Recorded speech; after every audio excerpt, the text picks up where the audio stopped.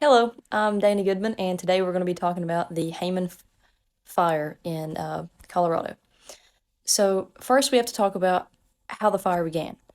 In order to understand how the fire began, we need to know that Colorado had experienced several years of drought before the initial fire. This drought included large, dead, woody fuels with little to no new growth. The Hayman fire began with high winds between 20 to 50 miles an hour and low humidity, and widespread crown fire and long range spotting led to rapid growth of an ultimately very large wildfire. So, what does humidity have to do with fire? Well, think about if you've gone camping and it's rained and your logs are wet so they won't light. Well, if you've experienced a lot of drought and everything's really dry, it catches on fire really easily. So, the lower the humidity, the easier a fire will begin.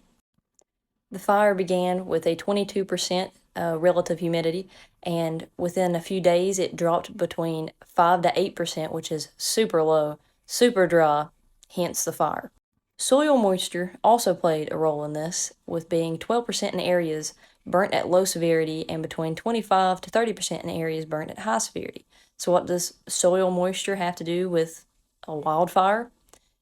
Kind of the same concept as what humidity has to do with it. If the soil was really wet, it wouldn't burn as easy, but if it was drier, hadn't as much water, it would be flammable. So what was the social economical outcome of this fire? About $38 million were spent fighting this fire, about $300 to $500 per acre, and over 10,000 acres.